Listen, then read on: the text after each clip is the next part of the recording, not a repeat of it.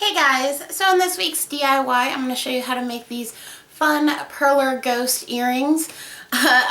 This week I will not have another eye socket makeup video to go with this, but I will have an announcement, or I guess kind of information that I'll be giving you guys this week instead. So make sure to keep an eye out for that. But until then, here's a DIY for these ghost earrings.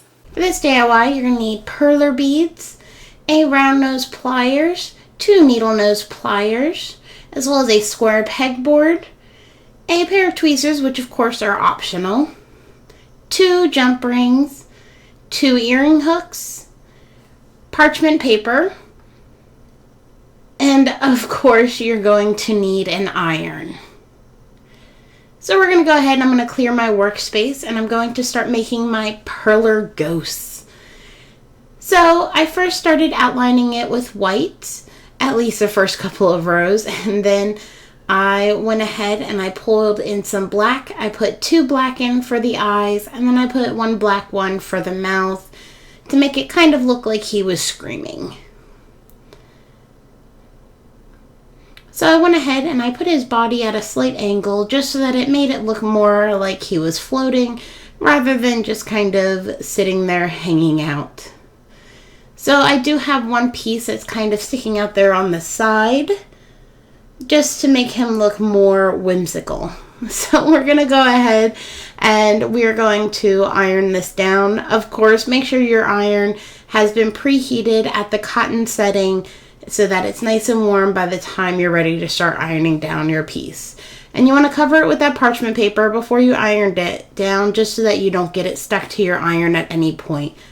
Now with smaller Perler projects, you do need to be careful, and as you can see here, I did have a slight issue with that one corner piece sitting out to the side, where I had to push it over with my hand because it wasn't exactly ironing on where it was supposed to be. So I just kind of pushed it over and ironed it down some more just to make sure that it was sticking. And like I said, you want to be careful with this because you don't want to over iron it, but you still want them to melt together. Once that side's cool, then you just flip it over and you do the spinning and rotating as you iron it down, and you make sure you always keep your iron moving. So now that that side has cooled down, we can go ahead and we can start attaching our piece with everything to make it earrings. So you can see here I did make a second one, and I'm just going to take my round nose pliers and I'm going to poke a hole in that middle of the top of him just so that the jump ring can fit in a lot easier. So once I do that on one, I'm just going to go ahead and repeat that process for the second little Perler creation. And once I have those holes big enough for my jump ring, then I'm going to go ahead and I'm going to grab my jump ring and get ready to attach everything together.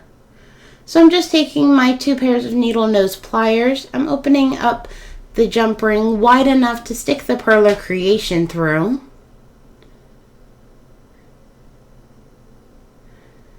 Then I'm just going to put that through that hole that I made in my Perler creation, and while it's open I'm going to go ahead and attach the earring hook, and then I'm going to close them, overlap them a little bit, and make sure to round it back out before tucking it into the Perler creation so that it's nice and secure and you can't see the opening of your jump ring.